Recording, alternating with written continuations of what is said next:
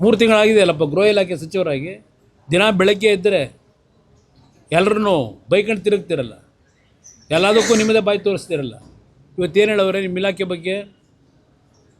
ಯಾರೋ ಒಬ್ಬ ಪಾಪ ರಿಕ್ವೆಸ್ಟ್ ಮಾಡ್ತಾರೆ ವಕೀಲರು, ಸರ್ ನೆನ್ನೆ ಮೊನ್ನೆ ಅಪಾಯಿಂಟ್ ಆದವರು ಅವರು ಇನ್ಸ್ಪೆಕ್ಟ್ರು, ದಯವಿಟ್ಟು ಬೇಡ, ಅವ್ರ ಜೀವನಕ್ಕೆ ಹಾಳಾಗ್ಬಿಡ್ತದೆ, ಅವರು ಇನ್ನೂ 40 ವರ್ಷ ಕೆಲಸದಲ್ಲಿ ಇರಬೇಕು ಅಂತ ರಿಕ್ವೆಸ್ಟ್ ಮಾಡಿದ್ಮೇಲೆ ಅಲ್ಲೇನು ಹೇಳಿದ್ದಾರೆ ನ್ಯಾಯಮೂರ್ತಿಗಳು?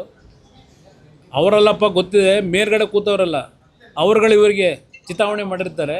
ಇವತ್ತು ಬಂದಿದೆ ನೋಡಿ ಪತ್ರಿಕೆನಲ್ಲಿ, ಮುಖಕ್ಕೆ ಮಂಗಳಾರತಿ ಮಾಡಿ 3 ಲಕ್ಷ ರೂಪಾಯಿ ಫೈನು ಹಾಕವ್ರೆ. ಅವ್ರ ರಿಯಾಕ್ಷನ್ ಕೇಳಪ್ಪ, ನಿಮ್ಮ ಇಲಾಖೆ ಹೆಂಗೆ ನಡೆಸ್ತಾ ಇದ್ದೀರಿ? ಯಾವ ಡಾಕ್ಟ್ರೇಟ್ ಕೊಡಿಸೋದು? ಗುಲ್ಬರ್ಗದ ಕೊಡಿಸೋದು, ಮೈಸೂರಿಗೆ ಕೊಡಿಸೋದು? ಗೃಹ ಇಲಾಖೆ ಅತ್ಯಂತ ಪರಿಶುದ್ಧವಾಗಿ ಪ್ರಾಮಾಣಿಕವಾಗಿ ನಡೆಸ್ತಾವ್ರೆ ಇವ್ರು ಬಂದು ಅಂತ. ಬೆಳಗ್ಗೆ ಅವನು ಯಾರ ಮೇಲೆ ಕಂಪ್ಲೇಂಟು, ಮಧ್ಯಾಹ್ನ ಕರ್ಕೊಂಡು ಕೂರಿಸ್ಕೊಂಡಿದ್ದೆ ಇದರಲ್ಲಿ, ಯಾತಿಗೆ ನೀನು ವಿಲ್ಲಿಗೆ ಸೈನ್ ಹಾಕಿದೆಯಾ ಅಂತೇಳಿ. ಅಯ್ಯೋ, RSSಗೆ ದೇಶಕ್ಕೇನು ಗಂಡಾಂತರ ತಂದವರ? ಗಂಡಾಂತರ ತರ್ತಿರೋರು ಕಾಂಗ್ರೆಸ್ನವರು. ಮೊದಲು ನಿಮ್ಮ ಸರಿ ಮಾಡ್ಕೊಳ್ಳಿ. RSSinದೇನು ಹೌದು, ನಾನು ಹಲವಾರು ಬಾರಿ ಟೀಕೆ ಮಾಡಿದ್ದೆ, ಪಾಪ ಹೇಳಿದ್ದಾರೆ ಸಿದ್ಧಾಂತ. ಇವ್ರ ಸಿದ್ಧಾಂತ ನಾನು ಕಾಣದೇ ಇರೋದ? ಇಲ್ಲಿವರೆಗೆ DMK ಅವ್ರ ಜೊತೆ ಸಂಬಂಧ ಬೆಳೆಸಿ ಚಕ್ಕಂದ ಆಡ್ಕೊಂಡು ಅವ್ರ ಜೊತೆಯಲ್ಲಿ ಈಗ ಅಲ್ಲೋಗಿಲ್ವೇನಪ್ಪ ಯಾವುದೋ TVK ಪಾರ್ಟಿ ಜೊತೆಲಿ? ನಿಮ್ಮದು ಮಹಾನ್ ದೊಡ್ಡ ಸಿದ್ಧಾಂತ, ನಮ್ಮ ಸಿದ್ಧಾಂತ ಪ್ರಶ್ನೆ ಮಾಡ್ತೀರಾ? ಅದೇನೋ ಇವ್ರ ಬಗ್ಗೆ, ಇವ್ರು ಮಾಡಿರೋ ಅಕ್ರಮದ ಬಗ್ಗೆ ನಾನು ಹೇಳಿದ್ರೆ JDS ಇವರ ಹೆಸರನ್ನ ಹೇಳ್ಕೊಂಡು ನಾವು ಪಕ್ಷ ಕಟ್ಟಬೇಕಂತ. ಏನು ಇಲ್ಲಿವರೆಗೆ JDS ಉಳಿದಿರೋದು ನಿಮ್ಮಂಥರ ಹೆಸರು ಹೇಳ? ನಿಮ್ಮಂಥವ್ರಿಗೆ ಸ್ವೀಮ ಸೋಪಿನ ಆಗಕ್ಕೆ JDS ಇರೋದು, ನಿಮ್ಮ ಅಕ್ರಮ ಬಯಲಿಗಿಳೋದಕ್ಕೆ ಈ ಪಕ್ಷ ಇರೋದು ಅಷ್ಟೇ. ಇವತ್ತು ಮಾತಾಡಬೇಕಾದ್ರೆ ಬೇರೆ ಹತ್ರ ಮಾತಾಡ್ದಂಗೆ ನಮ್ಮ ಹತ್ರ ಮಾತಾಡಬೇಡಿ. ನಮ್ಮ ಹತ್ರ ಮಾತಾಡೋದು ನೀವು ಅವಶ್ಯಕತೆ ಇಲ್ಲ. ನಾನು ಕೇಳಿದ್ದಕ್ಕೆ ಉತ್ತರ ಕೊಡಿ.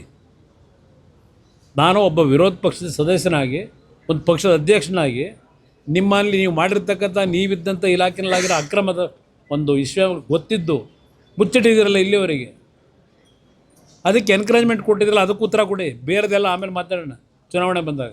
ಇದನ್ನು ಅವ್ರು ಖರ್ಗೆ ಅವ್ರಿಗೆ ಹೇಳಕ್ಕೆ ಬಯಸ್ತೀನಿ.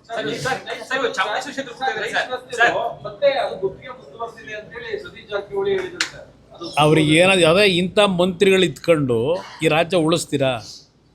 ಇಂಥವ್ರನ್ನೆಲ್ಲ ಮಂತ್ರಿ ಮಾಡ್ಕೊಂಡು ಅದ್ಯಾರು ಹೋಗಿ ಸಬ್ಜೆಕ್ಟ್ ಅವ್ರಿಗೆ ಓದೋಕ್ಕೆ ಅವ್ರ ಟೈಮ್ ಇಲ್ಲದೆ ಇದ್ದರೆ ಯಾರಾದರೂ ಬುದ್ಧಿವಂತರ ಹತ್ರ, ವಕೀಲರುಗಳ ಹತ್ರ ಚರ್ಚೆ ಮಾಡಿ ತಿಳ್ಕೋಬೇಕಲ್ಲ ವಿಷಯನ, ಏನಾಗಿದೆ ಅದು ಅಂತೇಳಿ. ಇನ್ನೂ 10 ವರ್ಷ ಇದೆ, 30 ವರ್ಷ ಮುಗಿದೇ ಹೋಯ್ತೀಗ. ಮುಂದಿನ 27ಕ್ಕೆ, ಮುಂದಿನ ವರ್ಷ ಏಪ್ರಿಲ್ ಬಂದರೆ ಅಗ್ರಿಮೆಂಟ್ ಆಗಿ ಎಲ್ಲಿದೆ ರಸ್ತೆ? ಇದೆಲ್ಲ ಯಾವುದೋ ಒಂದು ಹೇಳಿಕೆ ನೋಡಿದೆ, ಹಳೆಯದು, ಒಂದು 2011-12 ಈ ಕಡೆ ಏನೋ ನಾಳೆ ಬೆಳಗ್ಗೆಯಿಂದ ಮೈಸೂರು ಕಡೆಯಿಂದ ಶುರು ಮಾಡ್ತೀನಿ ಅಂತೇಳಿ ಒಂದು ಹೇಳಿಕೆ ಪೇಪರ್ ಕಟ್ಟಿಂಗ್ ನೋಡಿದೆ ನಾನು ಮೊನ್ನೆ. ಪೇಪರ್ಗೆ ತಡಬೇಕಾದ್ರೆ ಮೈಸೂರು ಕಡೆಯಿಂದ ನಡೀತಾ ಇದೆಯಲ್ವಾ ನೈಸ್ ರಸ್ತೆ. ಸದ್ಯ ಇಲ್ಲಿ ಭೂಮಿ ಇನ್ನೂ ಕೈ ಹಾಕಿಲ್ಲ, ಅದು ಈಗಿನ ಮುಖ್ಯಮಂತ್ರಿಗಳಿಗೆ ಕೊಟ್ಟವ್ರೆ, ಕೈ ಹಾಕಳಿ ಅವನ್ನೆಲ್ಲ ಅಂತ. ನೆಕ್ಸ್ಟ್ ಕಾರ್ಯಕರ್ತರು ಹಳ್ಳಿ ಜನ ಕರೆದವ್ರೆ, ಹೋಗಿ ಬರ್ತೀನಿ.